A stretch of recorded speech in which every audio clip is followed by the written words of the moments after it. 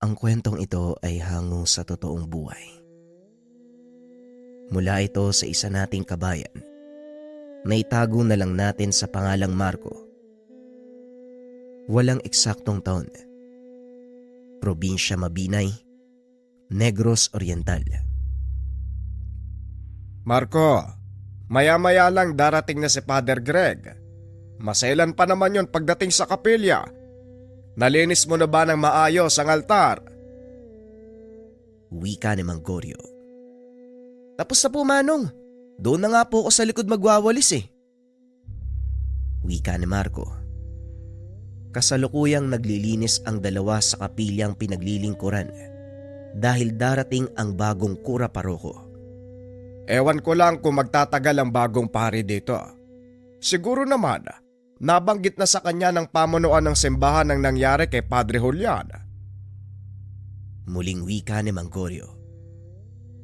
Siguro ho, alam na ng bagong pari ang nangyari. Hindi naman niya tatanggapin ang maging kura paroko sa lugar na to kung di niya kaya eh. Walang magagawa ang mga pare sa oras na idestino sila sa isang bayan o probinsya. Hindi sila pwedeng magreklamo. Pero sa pagkakalam ko, kakaiba ang Father Greg na ito. Medyo may pagkasanggano daw ang ugali pero mabait naman. Pag-uusap ng dalawa habang nakaupo sa harapan ng altar. Lingid sa kaalaman ng mga ito, dumating na ang kanilang hinihintay. Siya nga ba? May pagkasanggano nga ba ang bagong pare? Wika ng lalaki. Dumaan ito sa pinto sa gilid ng simbahan papunta sa altar, kaya hindi nila napansin. Oo yun ang narinig ko sa kabilang bayan kung saan siya nanggaling. Sakto may kakilala ko doon. Wika ni Mang Goryo. Napahinto siya sa pagsasalita nang mapagtantong hindi kay Marco ang boses na narinig. Dahan-dahang lumingon si Mang Goryo. Napatayo sabay tapik kay Marco. Ay nako Manong, puro chismis lang naman yata yung sinasabi mo. Hindi na ituloy ng binata ang sasabihin. Pagkalingon niya, nakita ang isang lalaki na nakasuot ng sutana at nakasalamin. Magandang hapon sa gabi, Father Greg. Magandang hapon po. Kanina pa po ba kayo dito? Mautal-utal na wika ng matanda. Nang mapagtanto nakausap na ang bagong kura paroko. Magandang hapon sa gabi. Ayos bago yun Hindi naman, mga 5 minuto pa lang ang nakakalipas. Napakahirap puntaan ng lugar na to. Mabuti na lang, kilala ang dating kura paroko. Nga pala, kayo ba yung dalawang tagapaglingkod dito? Kayo po siguro si Mang Goryo at ikaw naman si Marco. Wika ni Father Greg. Sa hindi malamang dahilan, napako ang dila ni Marco. Hindi ito makasagot. Ay tama ho kayo, Father. Ako nga ho si Goryo at itong kasama ko naman si Marco. Hoy, magsalita ka ga. Ano bang nangyayari sa'yo? Wika ni Mang Goryo. Ikinagagala ko po kayo makilala. Pasensya na medyo napagod ako sa biyahe Maaari bang pakitulungan ako na magdala ng gamit sa aking silid? Wika ng pare. Tinapik ni Mang Goryo si Marco. Dali-dali itong kumilos para kunin ang mga gamit ng pare. Akmang bubuhatin na sana ni Marco ang itim na bag na gawa sa balat. Kaso nga lang hindi niya ito maiangat. Ako nang bahalang magdala ng bag na yan. Yung maleta na lang ang dalin mo sa kwarto. Muling wika ng pare. Nanlaki mga mata ni Marco nang makitang kinuha ito ni Father Greg gamit ang isang kamay. Matapos mayatid ang pari sa silid, nagpaalam na itong babalik sa paglilinis ng kapilya. Sige po, Padre. Babalik na po ako sa paglilinis. O sige, maraming salamat sa paghatid na mga gamit ko. Tugon ng pare. Habang naglalakad sa pasilyo, hindi mawala sa isipan ni Marco ang nangyari. Alam ng binata na may kung anong kakaiba sa bagong kura paroko. Hindi nito namalayan si Mang Goryo na nagwawalis ng sahig, kaya nagkabangga ang dalawa. Aray naman Marco, ano bang nangyayari sa'yo? Kanina ko pa napapansin na para kang binuhusan ng malamig na tubig simula nang dumating si Father Greg. Hindi ko nga po alam, Manong eh. Talagang merong kakaiba sa pari na yun, no? Nakita mo ba yung itim na bag na dala niya? Ang bigat nun nung sinubukan kong buhatin. Pero binuhat niya ng isang kamay. Oh, ano namang kakaiba doon? Mas malaki ang braso niya kung ikukumpara sa'yo. At saka gamit niya yun eh, kaya sanay siya sa bigat. Hindi, basta Manong. May kakaiba sa kanya. Tugon ng binata sabay lakad palabas ng kapilya.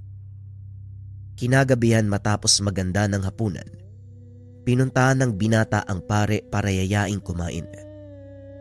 Akmang kakatok na sana ang binata nang marinig nitong nagsasalita sa loob ng silid ang pare. Marahan nitong binuksan ng pintuan. Nakitang nakaluhod si Padre Greg. Napagtanto ng binatang nagdadasal ito, kaya hinantay niyang matapos ang pare. Muling isinara ni Marco ang pintuan at tumayo sa labas.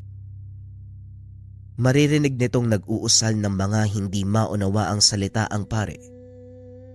Ilang minuto ang nakalipas. Nagbukas ang pintuan. O Marco, anong ginagawa mo dyan?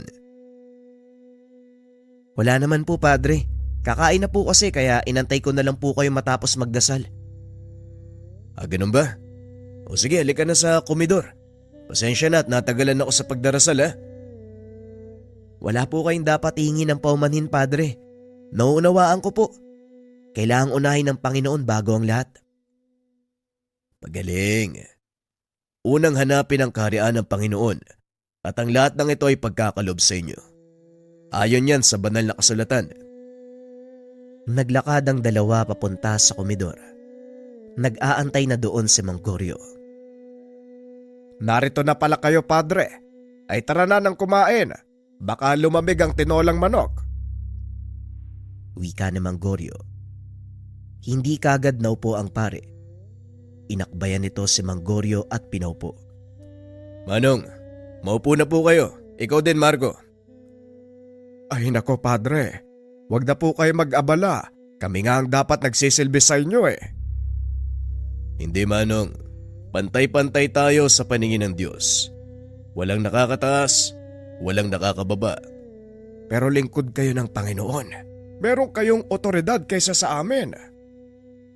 Tama ho kayo. Pero hindi yun nangangahulugan na mas nakakaigit ako sa inyong dalawa. Sige na, sabay-sabay na tayong kumain. Pinakikiramdaman lang ni Marco ang pare. Unti-unting napapalagay ang loob nito. Napagtanto ng binatang mabuting tao si Father Greg. Unang linggo mo bukas, Padre. Siguradong maraming dadalo sa misa. Maraming may intriga sa bagong kura paroko. Dati, matatandang pare ang pinapadala nila. Ngayon lang sila nagdestino ng kasing edad mo sa lugar na ito. Inaasahan kong sasabihin mo yan, Manong. Nabanggit sa akin ang pamunuan ng nangyari sa pinalitan kong pare. Pero hindi ko alam ang totoong dahilan ng kanyang pagkamatay. May nalalaman po ba kayo? Maraming usap-usapan sa nangyaring pagkamatay ni Padre Julian. Pero lahat ng yon, walang pruweba. Isa na nga sa mga usap-usapan, sinaniban daw ito ng demonyo. Tumalon mula sa bangin pero ang sabi din ng ilan, itinulak daw ang matandang pare habang pabalik sa simbahan. Naintriga ako sa una mong sinabi, Manong. Pero hindi rin kapanipaniwala ang nangyari. Nasasaniban siya ng demonyo. Pag-uusap ng dalawa. Hindi ugali ni Marco ang makisabat sa usapan, kaya nakikinig lang ito. Ngunit sa isip ng binata, may nalalaman ang bagong kura paroko. Matapos kumain, iniligpit ng binata ang pinagkainan. Lumabas ito ng kusina upang pumasok sa silid. Nakita nito sa pasilyo ang pare. Padre, hindi pa po ba kayo magpapahinga? Hindi pa ako inaantok, Marco eh. Ikaw ba? Kakatapos ko lang po sa kusina eh. Papunta na rin po ako sa kwarto para makapagpahinga. Medyo maaga pa naman at maliwanag pa ang buwan. Bakit hindi mo ako samahan maglakad sa labas? Gusto ko lang magpaantok eh. Naninibago ang katawan ko sa lugar na to. Nasanay ako sa kabilang bayan. Maingay kaya gabi na nakakatulog yung mga tao. Samantalang dito, alas 8 pa lang ng gabi, wala ka nang maririnig kung hindi huni ng kuliglig. Maaga kasing natutulog ang mga tao dito, Padre. Simula ng bata ako, may mga kwento po kasi ng gumagalang tao na nangaharang at pumapatay. Kaya pagsapit ng alas 6, wala nang makikitang nasa labas ng tahanan. Tipikal na kaugalian sa mga probinsya. Pero maiba ako. Ano sa tingin mo yung totoong nangyari kay Padre Julian? Napabuntong hininga si Marco dahil siya ang nakakita sa bangkay ng matandang pare bago ito kinuha ng punerarya. Hindi ko po maipaliwanag ng maayos, Padre. Nung pinuntahan namin sa punerarya ang bangkay ni Padre Julian, may mga kakaibang marka ako nakita sa mukha niya eh. Parang ugat. Tapos sobrang putla ng balat. Para bang sinipsip ng kung anong nilalang ang lahat ng dugo nito. Pero yung nakakapagtaka, wala namang sugat maliban sa mga galos dahil sa pagkahulog niya sa bangin. Hindi naman siguro mauubos ang dugo mo dahil lang sa galos, hindi ba? May punto ka. Alam mo, napakahusay mo mag-obserba ha. Saan ba nagpunta si Padre Julian bago siya namatay? Doon po kay Mang Nando. Nakiusap po kasi sila na basbasan yung asawa nito dahil nga namatay na. Pagkatapos nun, nabalitaan na lang namin nahulog sa bangin si Padre Julian eh. Biglang napukaw ang kuryosidad ng pare. Inaya nito si Marco. Pinuntahan ng sinasabing tahanan ni Mang Nando. Bukas pagkatapos ng misa sa hapon, gusto kong puntahan natin ang bahay ng sinasabi mong Mang Nando. Oo, Padre. Pero teka, bakit parang sobrang interesado kayo sa kaso ni Padre Julian? Bukas mo malalaman. Halika na, bumalik na tayo sa simbahan. Mukhang malayo na tong nalakad natin eh. Oo nga ho, malayo na rin ho to. Nasa gawing kawayan na tayo eh. Kinabukasan sa kalagitnaan ng misa, nakita ni Marco si Mang Nando. Nilapitan nito ng binata upang ipagbigay alam na dadalaw si Father Greg. Mang Nando, sandali lang po. Dadalaw si Father Greg sa inyo mamayang hapon pagkatapos ng misa. Ayos lang po ba? Walang problema sa akin. Mabuti nga at sinabi mo nang sa ganon makapaganda ako na makakain. Pero teka, bakit naman daw siya dadalaw? Tugon ni Mang Nando. Hindi ko rin po alam, Manong eh. Malalaman na lang po natin siguro mamaya. Tugon ng binata. Nang matapos ang misa, pinuntahan ng dalawa ang tahanan ni Mang Nando. Sa daan pa lang napapansin ni Marco ang kakaibang kilos ng pare. Tila pinakikiramdaman ang paligid habang naglalakad. Sinisilip din ng pare ang bangin kung saan nahulog si Padre Julian. Hindi ito nagsasalita. Patuloy lang sa paglalakad at paminsan humihinto upang tignan ng mga sanga ng punong nasa gilid ng daan. Maya-maya pa, narating na ng mga ito ang tahanan ni Mang Nando. Malugod naman silang tinanggap ng matanda. Maligayang pagdating sa akin tahanan, Padre. Hindi ko inaasahan na bibisitahin niyo ako. Pagpasensyaan niyo na ho kung medyo makalat ang loob ng aking bahay. Ay tara ho, magmerienda muna kayo. Maraming salamat, Manong. Akin ang karangalang bisitahin kayo. Ang totoo, may sadya po ako sa inyo eh. Nais kong malaman ko noon talagang nangyari kay Padre Julian. Wika ni Father Greg. Ngunit tila hindi naging maganda ang dating ng tanong para kay Mang Nando. Ilang ulit ko bang sasabihin sa inyo na wala akong kinalaman sa kung anong nangyari sa paring yon? Matapos niyang basbasan ng asawa ko, umalis na rin siya. Ni hindi nga kinain ng hinanda kong hapunan. Pasensya na kayo, Padre. Mangyari kasi, ganyan ang mga tanong ng otoridad sa akin. Ilang ulit ko nang sinabi sa kanila na wala akong alam pero hindi sila naniniwala. Tugon ni Mang Nando. Napatayo ito at tumingi ng paumanhin sa inasal. Ayos lang ho, Manong. Naiintindihan ko po kayo. Gusto ko lang kasing malaman kung ano ang totoong nangyari sa tiyuhin ko. Wika ni Father Greg. Nagulat si Marco nang malaman na tiyuhin nito si Padre Julian. Ngunit gaya ng dati hindi ito sumabat sa usapan. Tiyuhin mo pala si Padre Julian. Alam mo, Padre, babait na tao ang tiyuhin mo. Hindi ko nga lubos maisip kung sino ang gagawa ng ganun sa kanya. Mahal na mahal siya ng mga tao dito sa baryo. Marami siyang natulungan. Isa na dito ang pagamutang nasa gawing dulo nitong baryo. Nabanggit din sa akin ni Tio Julian ang tungkol sa ipinatayo niyang ospital. Isa yon sa gusto kong puntahan pero sa ngayon, kailangan kong malaman kung sino ang posibleng may gawa ng kanyang pagkamatay. Pasensya na po, Padre. Pero wala talaga akong alam. Kung meron lang sana akong may tutulong gagawin ko. Tugon ni Mang Nando. Matapos ang pag-uusap na yon ay nagpaalam na sila. Ngunit habang naglalakad ang mga ito pabalik sa bayan, naramdaman ng pare na may nakasunod sa kanila. Sandali lang, Marco. Mukhang may nakasunod sa atin eh. Huwag kang lilingon. Magpatuloy ka lang sa paglalakad. Wika ng pare. Maya-maya ay nakita ni Marco ang pag-ihip ni Father Greg sa hangin. Narinig nila ang mahinang boses ng tao na parang sinasakal. Padre, ano po yun? Saan po nanggagaling yung boses na yun? Sa likuran natin. Sandali lang at lalapitan ko. Tugon ng pare. Maya-maya ay nakita nito ang isang lalaking inaalalayan ang sarili sa paglalakad. Napalo dito sa harapan ng pare. Pasensya na, Padre. Wala akong balak na saktan kayo. Sumunod lang ako para masiguradong ligtas kayo makakabalik sa simbahan. Anong ibig mong sabihin? Delikado sa lugar na to kapag ganitong oras. Napagutusan lang ako ni Supremo na siguraduhin makakarating kayo ng ligtas sa kabisera.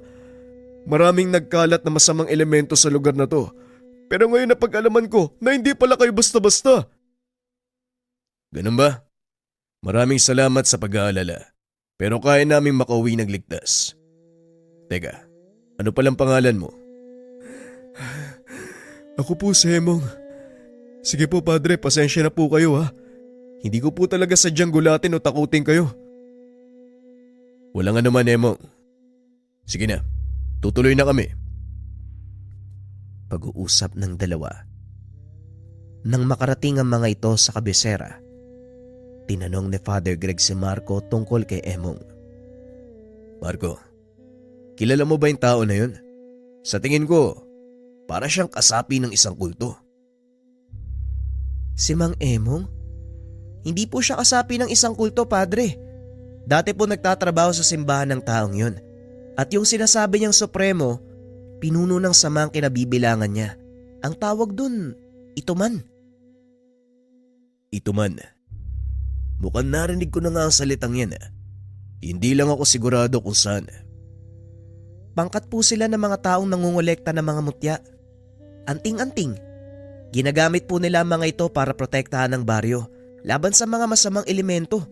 Kilala po yung grupo nila noon pa man eh. Pag-uusap ng dalawa. Muling naglaro sa isip ni Father Greg ang tungkol sa sinabi ni Marco. Kinabukasan, muli itong nakiusap sa binata na samahan siya sa tahanan ni Mang Emong. Magandang umaga po, Padre. Wika ni Marco. Nang maramdaman nito na pumasok sa kusina si Father Greg. Magandang umaga, Marco. May gagawin ka ba mamaya? Gusto ko sanang samahan mo ako sa bahay nila Emong eh. May ilang bagay lang akong gustong itanong sa kanya. Tugon ng pare. Kasalukuyang umiinom ng kape ang binata. Kaya naman naibuga nito ang kape. Aray ko! Ang init! Gusto niyo pong samahan ko kayo kina Mang Emong? Oo Marco, importante lang na makausap ko siya tungkol sa pagkamatay ni Tio Julian. Wala pong problema kung sasamahan ko po kayo doon. Kaso lang, baka pagbawalan tayo ng pinuno ng kanilang samahan. Ang gaya nilang antingero, mga alagad ng simbahan. Maliban na lang kung talagang kulto sila. Sumasamba sa huwad na Diyos. Yon ang gusto kong malaman. Kaya ano, sasamahan mo ba ako? Muling tanong ng pare. Hindi naman tumanggi si Marco. O sige padre, sasamahan ko po kayo. Pero sa isang kondisyon. Sabihin niyo muna sa akin ang totoong dahilan kung bakit kayo nag-iimbestiga sa pagkamatay ni Padre Julian. Alam ko po na chewin niyo siya. Pero maliban dun, may iba akong nararamdaman eh. Alam kong parang may mas malalim na dahilan kung bakit kayo kumikilos eh, sa halip na otoridad. Napangiti si Father Greg nang marinig ang sinabi ng binata. Matalino ka talaga. O sige, sasabihin ko sa iyo ang totoo. Ang mga pruwebang hinahanap ko, hindi makikita ng mga otoridad. Ang tinitignan lang nilang anggulo ay ang pagkahulog ni Tio Julian sa bangin. Pero ayon na din sa sinabi mo, kakaiba ang kulay ng balat ni Tio Julian nang makita nyo, na parang sinipsip ang dugo. Tama ang hinala mo Marco, may kakaiba nga sa pagkamatay ng chewin ko. At yon ang malalaman natin kung sasamahan mo ko sa tahanan nila Emong. Tugon ng pare. Dahil naintriga din si Marco, walang pagdadalawang isip itong samang-ayon sa hiling ng pare. O sige padre, sasamahan ko po kayo. Magpapaalam lang ako kay Mang Goryo para hindi na siya magtanong. Huwag mong sabihin na doon tayo pupunta dahil magiging malaking katanungan talaga yan para sa kanya kung anong gagawin natin doon. Wika ni Father Greg. Matapos ang agahan ay lumakad na ang dalawa. Medyo malayo ang tahanan nila Emong. Nasa gawing dulo pa ito. Madadaanan ang bahay nila Mang Nando at para maiwasang mapansin ng karamihan, hindi nagsuot ng sutana ang pare. Nagulat si Marco nang makitang nakasuot ito ng kamiseta. Punong-puno ng tato ang braso. Sa unang tingin, hindi mo aakalaing pare dahil sa dami ng tattoo nito. Ngunit nang pagmasdan ni Marco ang mga disenyo, napagtanto ng binata, mga berso ito mula sa banal na kasulatan, partikular sa aklat ng Revelasyon. Kamuntikan na kitang hindi makilala padre. Bakit nyo naman ho naisipang magsuot ng ganyan? Huwag mo kong tatawaging padre mamaya. Ayokong makilala ko ng mga tao doon. Maliwanag Kuya Greg. Pero yung mga tattoo mo, pwede ba sa pari yung ganyan? Hindi. Kaya kung nagbabalak ka maging pare, huwag ka maglalagay ng tattoo. Wala akong balak magpari. Pero hindi rin ako magpapalagay ng tattoo. Tara na po. Nakapagpaalam na din ako kay Manong Goryo. Ang sabi ko na lang sasamahan kitang mamili sa bayan. Mabuti naman kung ganun. Halika na, lumakad na tayo. Nilakad ng dalawa ang mahigit 2 kilometrong daanan. Medyo matarik.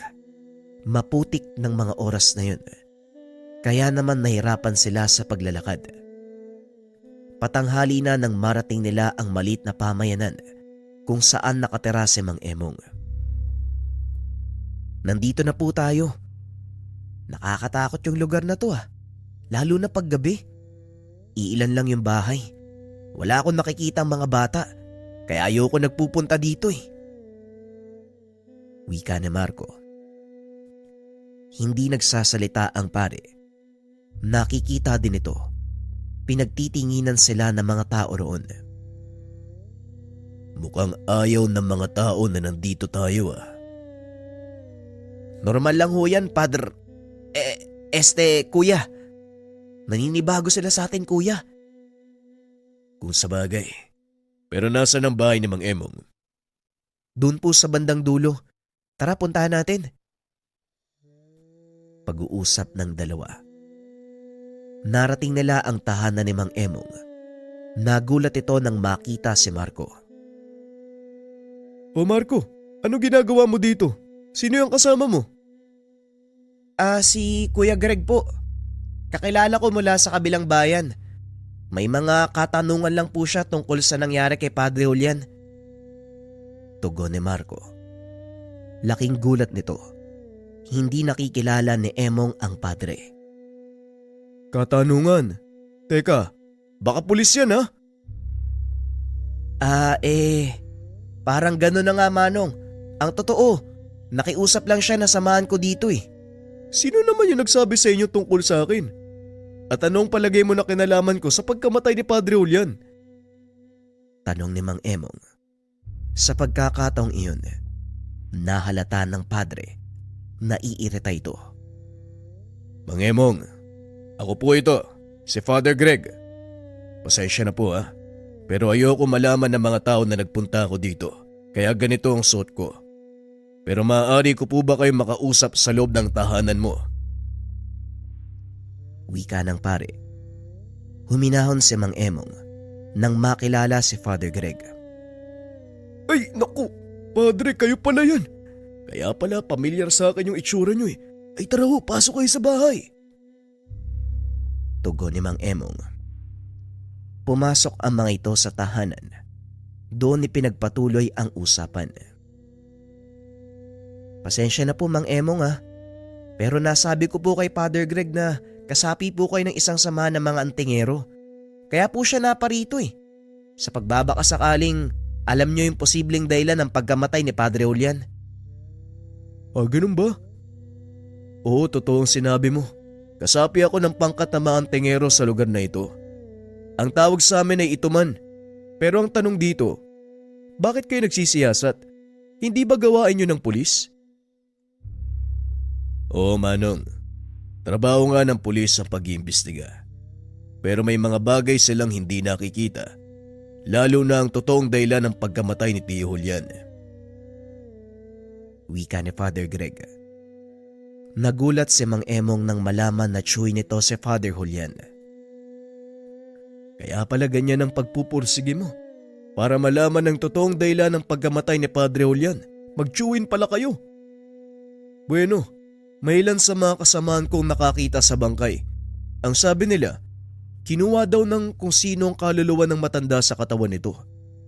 Kung nakita nyo rin sana yung bangkay, maiintindihan nyo ang sinasabi ko eh. Tugon ni Mang Emong. Nakita ni Father Greg ang takot sa mata nito.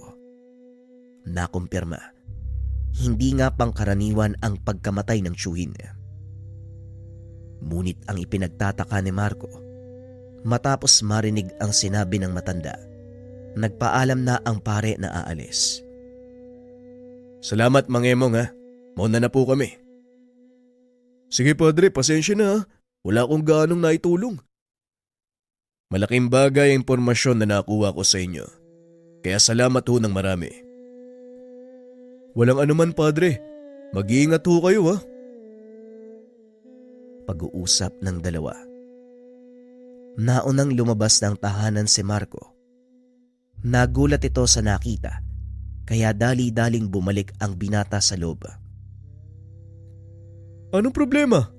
Uulan na naman ba? Uulan pa lang Manong! Uulan ng bala! Tugon ni Marco. Dali-daling sumilip si Father Greg.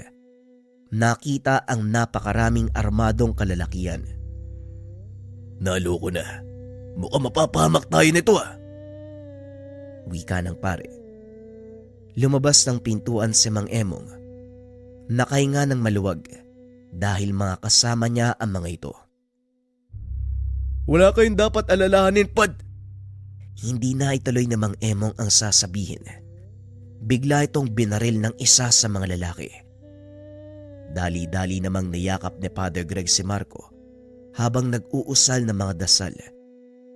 Ramdam ng binata ang pag-uga ng katawan ng pare habang pinauulanan sila ng bala. Dumapa si Father Greg para hindi sila mapuruhan hanggang sa humupa ang putukan. Padre, ayos ka lang ba? Mukhang malubha yung tama mo ah. Huwag kang maingay, Marco. Manatili kang nakahiga sa lupa. Ako nang bahala sa kanila. Dahan-dahang tumayo ang pare habang pinupunasan ang putik sa braso nito. Mga kasama, wala kaming masamang tangka sa maliit niyong nayon. May ilang katanungan lang kami kay Mang Emong. Pero anong ginawa niyo sa kanya? Wika ni Father Greg. Nanlaki mga mata ng kalalakihan nang makitang tumayo ang pare. Matapos paulanan ng bala, isa-isang nagpalit ng magasin ang mga ito. Akmang magpapaputok, ngunit hindi na naituloy. Sa ngalan ng Panginoon, ibaba niyo ang mga sandata! Laking gulat ni Marco nang biglang magtalsikan ang mga baril. Muling nagsalita si Father Greg. Unang aklat ng parusa. Penitensya ng may sala. Wika ng pare. Sinundan nito ng mga salitang Latin na maging si Marco ay halos mabiyak ang ulo nang marinig ang mga ito. Nilingon ni Father Greg ang binata, sinabihang magtakip ng tenga. Magsipaglood kayo at humingi ng tawad sa harapan ng lingkod ng Diyos. Utos ng pare. Tila itinulak paluhod ang mga kalalakian. Hindi makagalaw ang mga ito. Nanginginig ang katawan. Makikita ang matinding takot sa mga mata.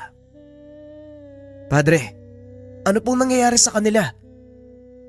Habang nakaload sila sa harapan ko, kasalukuyang hinahatulan ng kalangitan ng kanilang kaluluwa. Ikalawang aklat, ang kasulatan ng mga parusa. Hayaan niyong umagos ang dugo mula sa inyong balat hanggang sa matuyo at lisanin ng kaluluwa ang inyong katawan. Halos hindi makapaniwala si Marco nang makitang sumirit ang dugo mula sa butas sa balat ng mga kalalakian. Halos magkulay pula ang kapaligiran dahil dito. Ikatlong aklat, ang karit ni kamatayan.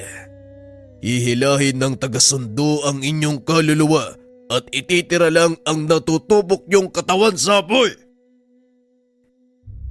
Matapos itong sabihin ng pare, biglang nagliyab ang katawan ng kalalakian na parang sinisindi ang dayami.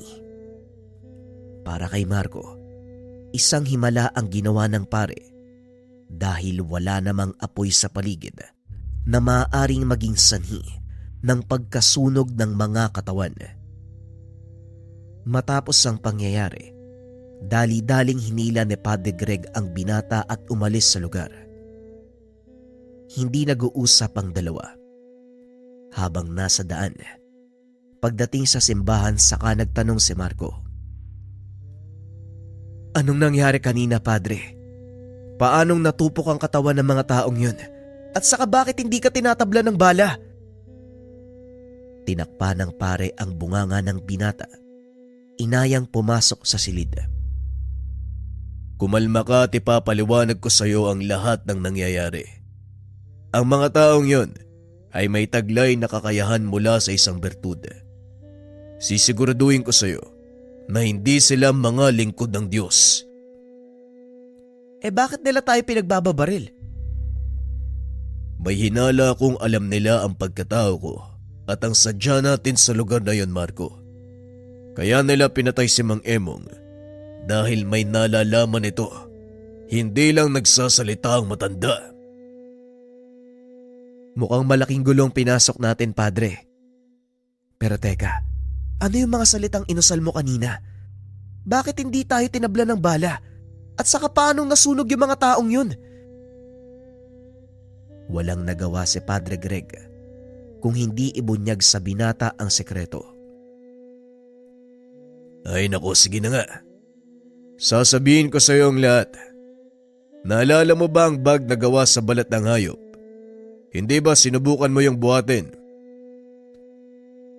Opo, pero hindi ko mabuhat. Isa pa yan sa gusto kong itanong sa'yo, Padre. Ang laman ng bag na yon ay 3 mahalagang kasulatan. 3 aklat na naglalaman ng mga aral ng Diyos. Kinuha ng pare ang bag at binuksan sa harapan ni Marco. Nagtaka ang binata dahil maliit na libro lang ito na kahit pagsama-samahin, hindi titimbang ng 1 kilo kasama ang mismong bag. Halos 6 na pulgada pahaba, 5 pulgada pa lang ang sukat ng mga aklat. Dinampot ni Padre Greg ang isa. Inabot kay Marco. Walang kahirap-hirap na hinawakan ng pare ang libro. Ngunit nang iabot niya ito sa binata, tila 1 sako ng bigas ang timbang. Bakit ganito kabigat yung mga aklat na to, Padre? Ano ba talaga yung laman yan?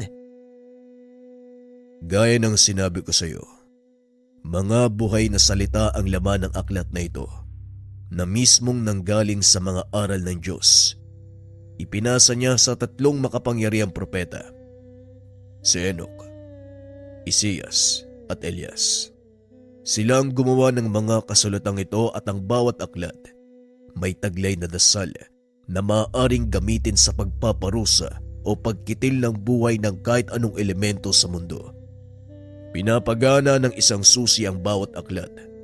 Sa makatuwid, 3 salita lang ang babanggitin mo. Kusang iepekto ang mga dasal na nakapaloob dito. Pagpapaliwanag ng pare. Dagdag pa nito, lubhang makapangyarihan ang mga aklat, kaya hindi ito maaaring mapasa kamay ng kung sino lang. May hinala din ng pare. Ito ang habol ng pumatay sa kanyang tiyuhin. Kung ganun, alam ni Padre Julian ang tungkol sa mga aklat? Tama ka. Dahil sabay kaming umalis sa Italia, matapos ipagkatiwala ng kataas-taasang simbahan ng mga ito sa akin. Tanging kami lang ang nakakaalam ng tungkol dito. Kaya nagtataka ako kung paanong nakalabas ang impormasyon. Wala rin akong nakikitang dahilan para patayin si Tio Julian, kundi ang kaalaman nito tungkol sa mga aklat.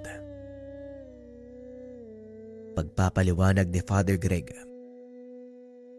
Simula ng araw na yun, palagi nang nakikita ni Marco na bitbit ng pare ang 3 libreta. Ni minsan, hindi niya ito nawaglit sa kanyang paningin. Lumipas ang ilang araw, wala namang nangyaring kakaiba. Hanggang sa makatanggap ng balita ang pare na may kumakalat na sakit sa baryo. Marami na ang naapektuhan, lalo na ang mga kabataan mula sanggol hanggang 18. Marco, samahan mo ko. Pupunta tayo sa kabisera. Tignan natin kung may maitutulong ang simbahan. Sige, Padre. Tatapusin ko lang tong winawalis ko. Kakaunti na lang po ito. Tinapos ni Marco ang mga gawain. Lumakad ang mga ito papunta sa kabisera. Unang dinalaw ng pare ang tahanan ng isa sa mga sakristan. Nakita nito na halos hindi na makatayo ang binata sa sobrang pamamaga ng mga binti. Maging ang braso nito, hindi na rin maigalaw. Tinanong ng pare ang sakristan, ngunit wala itong alam sa mga nangyayari. Matapos dasalan at mag-abot ng kaunting tulong, tumuloy na ang 2 papunta sa ibang tahanan. Ganon din ang kaso ng halos lahat. Hanggang sa magawi sila sa isang tahanan. Pagpasok ng pare, nakita nito ang isang matanda. Si Mang Osmeng, isa po siyang albularyo, Padre. Baka alam niya po kung ano nangyayari. Antayin natin siyang matapos sa ginagawa. Doon tayo makipag-usap. Naupo ang 2. Hanggang sa matapos ang albularyo. Tatayo na sana sila pero kusang lumapit ang matanda. Magandang araw, Padre. Mukhang naligaw ka yata. Magandang araw din po sa inyo, Mang Osmeng. Ang totoo niya, nagbabahay-bahay ako para tignan ang kalagayan ng mga kababayan natin. Kaya ako napadpad dito. Ano po bang nangyayari sa kanila, Manong? Kung opinyon ko ang hingiin mo, sasabihin kong hindi pangkaraniwang sakit ang umaatake sa bayang ito. May nararamdaman ako. Mabigat na enerhiya. Bumabalot sa katawan ng mga naapektuhan. Tila isang hindi nakikitang kumot na hindi ko makalas-kalas. Kung ganon, espiritual na sakit ang dumapo sa kanila. Ganun na nga, Padre. Pero hindi ko alam na may kinalaman ka rin pala sa panggagamot. Kahit papano, Manong, may mga natutunan din ako at naniniwala ako sa kulam, barang at sanib dahil nasaksiyan ko ang mga ganitong uri ng pangyayari. Mabuti kung ganon. May matino akong makakausap. Hindi kasi nauunawaan ng mga taga dito ang sinasabi ko. Bakit, Manong? Ano pa ba ang umaatake sa kanila? Hindi ano, Padre, kundi sino. Isang malakas na mangkukulam ang may gawa nito. Pero ang nakakapagtaka, bakit kailangan niyang pagsabay-sabayin ng mga kabataan? Yan din ang katanungan ko, Manong. Pero sa tingin mo, may magagawa ba tayo? Patay sa nakikita ko ngayon, sa palagay ko malaki ang tsansang mapipigilan natin kung ano man ang binabalak ng mangkukulam na ito. Kung ganon, handa akong tumulong, Manong. Marco, bumalik ka sa simbahan. Sabihan mo si Mang Goryo na hindi tayo makakauwi na maaga. Sa pagbalik mo dito, dalhin mo mga gamit ko sa pangbabasbas. Dali-daling lumakad ang binata. Pagbalik nito, sinimula ng dalawa ang panggagamot. Gamit ang kaalaman sa mga dasal, binalot ni Father Greg ng proteksyon ang paligid ng silid kung nasaan sila. Wala itong ibang taong pinapasok maliban sa ina ng pasyente. Si Mang Osmeng naman, nagsimula na din sa kanyang ritual. Ang plano ng dalawa, matunton ang kinaroroonan ng mangkukulam at hulihin ito. Ilang ulit nang sinubukan ng matandang papasukin sa katawan ng pasyente ang mangkukulam, ngunit nabigo ito. Tuso ang mangkukulam na ito, Padre. At may isa pang malakas sa persona ang nagpoprotekta sa kanya. Isang elementong kapay. Wika ni Mang Osmeng. Kinuha ng pare ang isa sa kanyang libro at tinawakan sa balikat ang matanda. Ako naman muna, Mang Osmeng. Tignan natin kung ano magagawa ko. Tugon ng pare. Binuklat nito ang libro.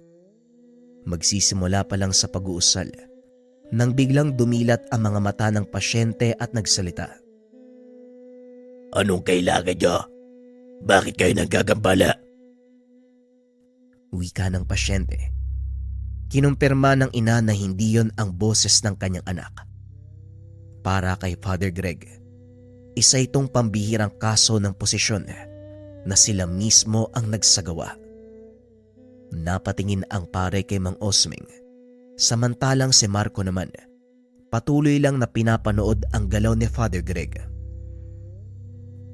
Tingnan mo nga naman. Sino mag-aakala na isang paring kagaya mo ay may kaalaman sa pagpapasanib? Pinahanga mo ko, Padre. Wika ng matanda. Tumayo ito at lumapit sa pasyente. Mukhang kami yata ang dapat magtanong sa'yo niyan. Anong kailangan mo? At bakit mo tinaniman ng sakit ang mga tao sa baryo na to?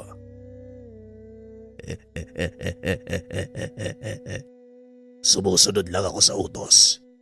At kung wala ka nang itatanong pa, kailangan ko nang umalis dahil nakantala. Aray ko! Itigil mo yan. Walang iya ka!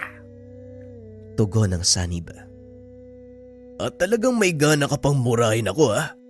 O siya, tignan natin kung hanggang saan ang tibay mo. Muling inusal ni Greg ang parehong salitang ginamit para sunugin ang kalalakian sa nayon ni Mang Emong. Ngunit iniba nito ang bandang dulo ng dasal. Napasigaw ng husto ang pasyente hanggang sa tuluyan nitong sumuko. Ano, lalabang ka pa? Kung may halaga sa'yo ang buhay mo, sumuko ka na at umamin. Dahil kahit ano pang gawin mo ngayon, isa lang din ang kakaantungan. Kamatayan sa nagbabagang putik. Wika ng matanda. Patuloy pa rin itong pinahihirapan ng pare hanggang sa kusa itong magsalita.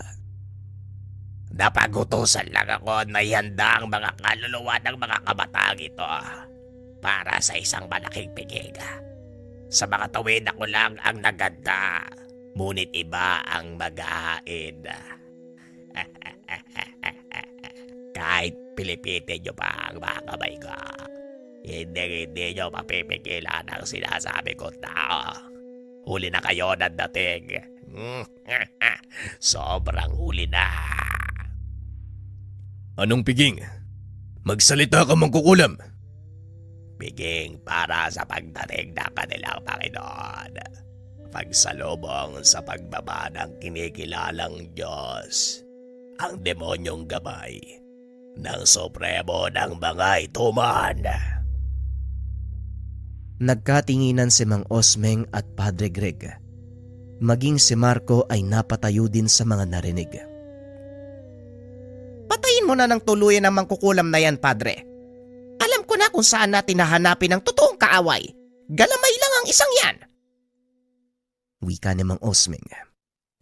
Gamit ang hawak na libreta, tinapos si Father Greg ang buhay ng mangkukulam.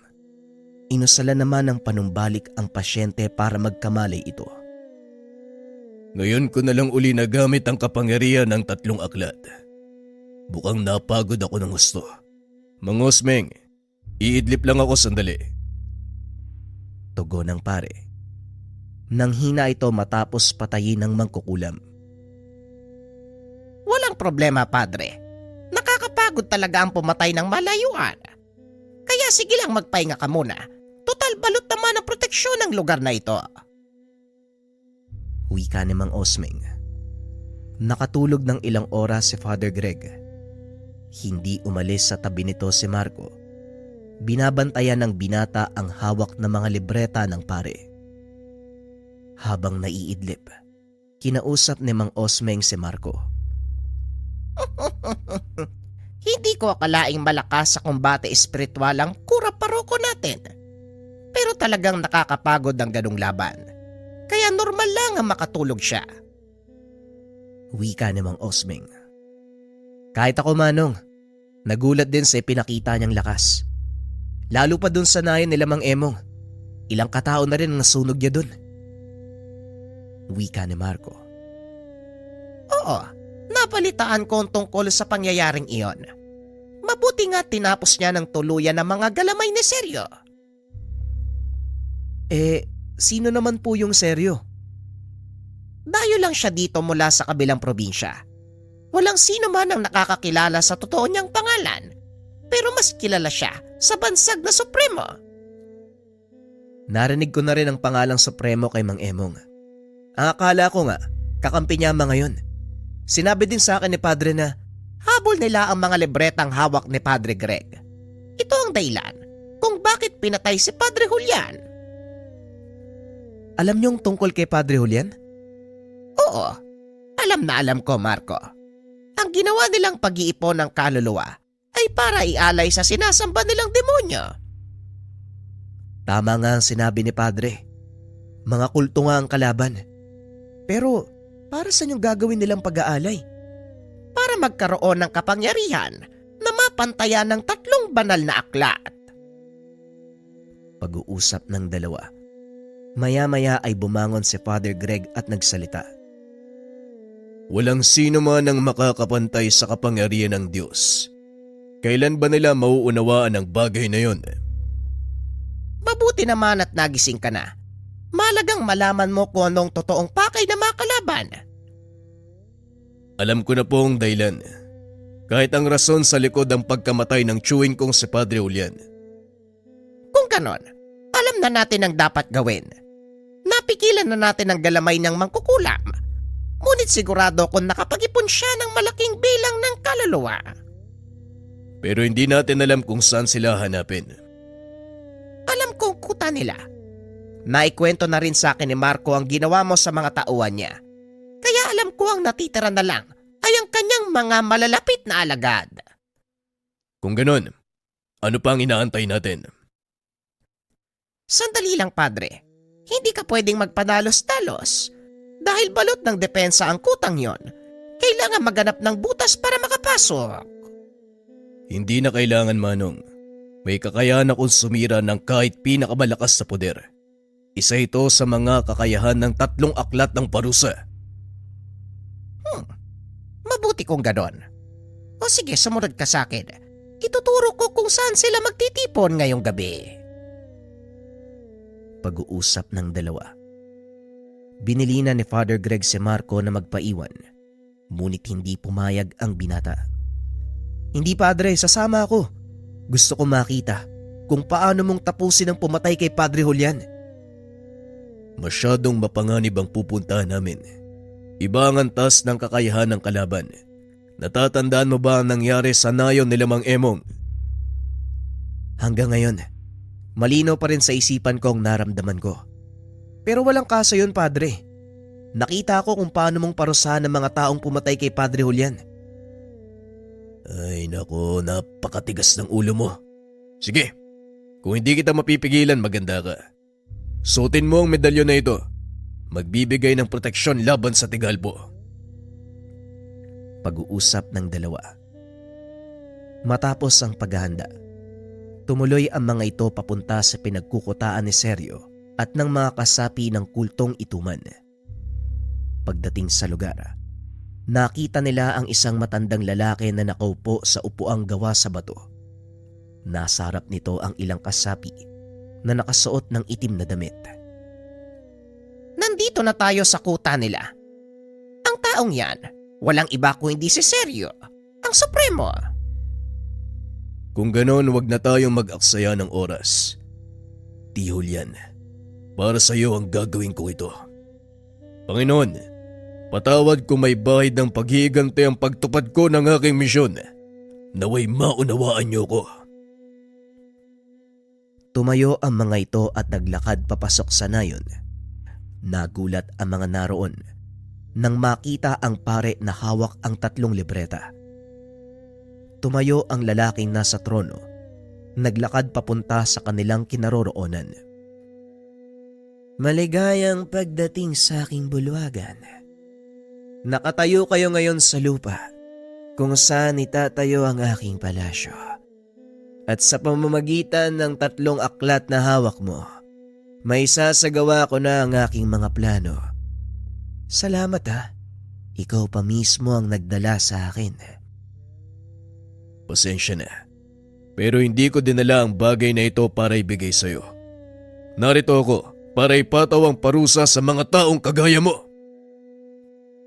Tugon ni Greg. Tumawa ng malakas si Sergio at nagsalita.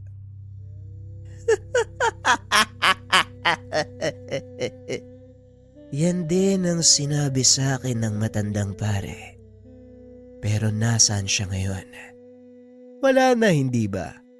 Pinagpepiesta na ng uod sa ilalim ng lupa. Mabuti naman at inamin mo ang pagpatay sa tiyuhin ko. Mas nagkaroon ako ng dahilan na ipataw sa iyo ang parusang kamatayan. Parusang kamatayan. Huwag kang magpatawa, binatang pare. Kung inaakala mo na masisindak mo ko dahil sa hawak mong 3 libreta, nagkakamali ka. Walang sino man ang nakakaalam ng 3 susi para paganahin ng dasal. Huwag ka masyadong magpapakasiguro. Hindi mo kilala ang kaharap mo. Tugon ni Father Greg. Sabay bato ng Tigalpo. Nagsipagtumbahan ang mga tauhan ni Sergio. Nagulat ito dahil hindi niya alam kung ano ang tumama sa kanila. Anong nangyari? Anong ginawa mo sa mga disipulo ko? Nilingon ni Father Greg si Marco at Mang Osming. Pinaatras ang mga ito. Umatras kayo ng ilang hakbang, Marco. At ikaw naman, Sergio. Malalaman mo kung gaano kalakas ang kapangyarihan ng kamay ng Diyos. Huwag mo kong patawanin. Maya-maya lang, Tatayo na ang aking mga disipulo. Naririnig niyo ba ako? Magsibangon kayo at tuparin ang inyong tungkulin. Hindi na babangon ang mga yan dahil inuusig na sa impyerno ang kanilang kaluluwa. Ito ang unang bahagi ng 3 parusa at hindi magtatagal. Susunod ka sa kanila, kaya huwag kang mag-alala. Walang iya ka. Sino ka sa palagay mo?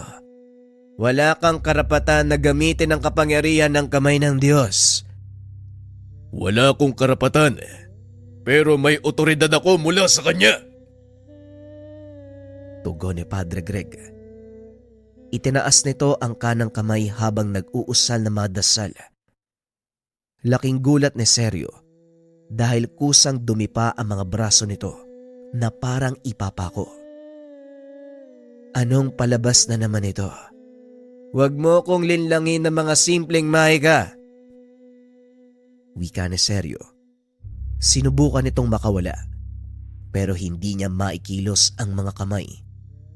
Naramdaman din ito na parang may tumutusok sa kanyang palad. Napasigaw ito habang pilit na pumipiglas.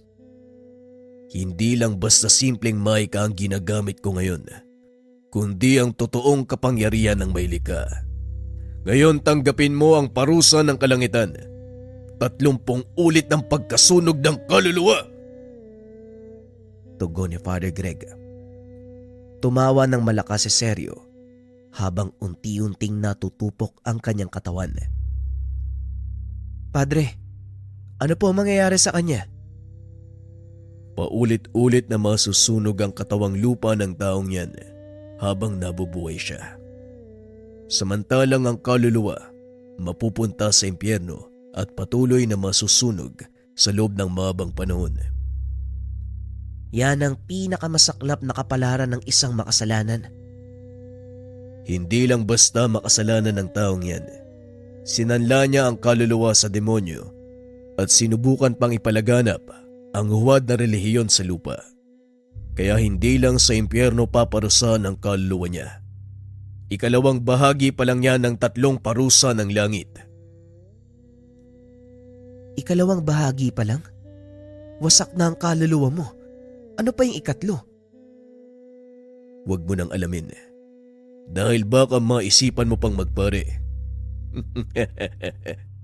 Halika nga dito. Alalayan mo ko. Pag-uusap ng mga ito.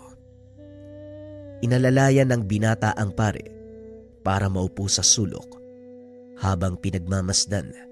Paulit-ulit na natutupok ang katawang lupa ni Sergio. Unti-unti itong kinakain ng mga nilalang mula sa kailaliman ng mundo.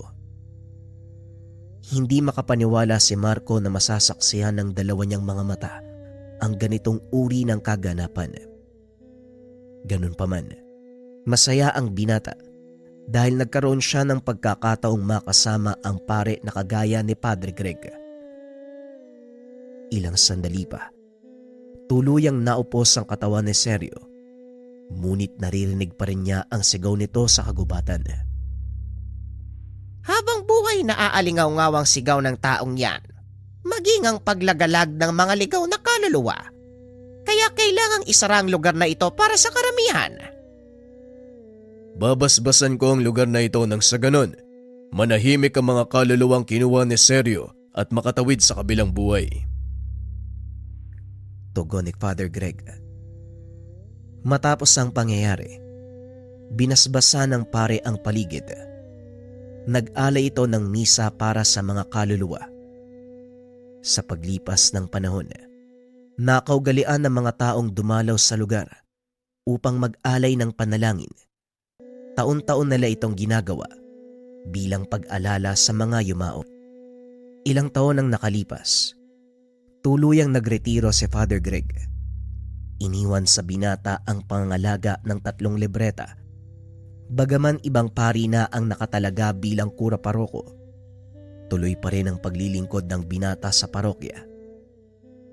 Kalaunan, habang tumataas ang ranggo nito sa pagpupulis, patuloy pa rin ang pag-unlad nito sa simbahan. Hindi lubos maisip ni Marco Naaabot sa ganon ang kanyang buhay. Bagaman hati ang katawan sa paglilingkod sa tao at sa Diyos, masaya ang binata dahil nagawa niyang matupad ang pangarap at kahilingan ni Padre Greg. Dahil na din sa prinsipyong iniwan nito, unahin ang kaharian ng Diyos at lahat ng ito ay pagkakalob sa iyo.